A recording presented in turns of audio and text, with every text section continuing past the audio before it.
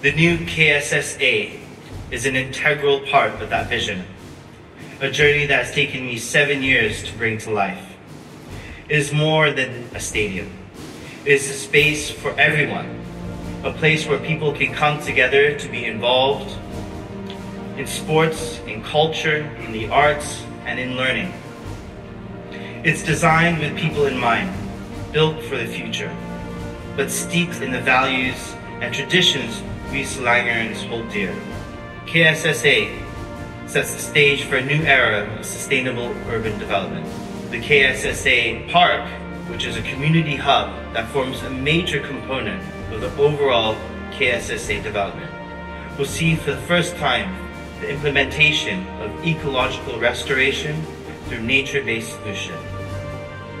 It will have a state-of-the-art, fully automated underground flood mitigation system underneath the complex, including a 4-acre retention pond to manage stormwater and alleviate flooding in Shah Alam's most vulnerable zones.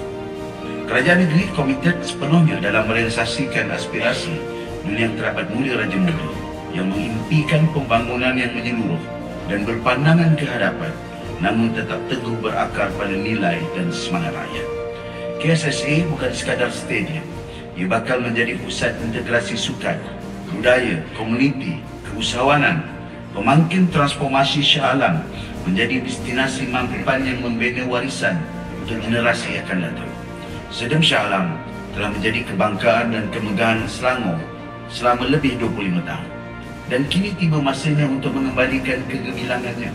Sepanjang tempoh itu, stadium ini telah menjadi latar kepada pelbagai detik sukan yang membanggakan dan kenangan yang tidak dapat dilupakan. Kini tiba masanya untuk mercut tanda ikonik Selangor ini. Kompleks Sukan Shah Alam dengan bangganya menjadi tuan rumah baru kepada pasukan legenda Selangor FC. Akhirnya menyediakan kelab berprestij ini dengan kemudahan bertaraf antarabangsa dan menyediakan pelbagai kemudahan dan keselesaan kepada penyokong-penyokong dan juga mereka yang datang ke stadium.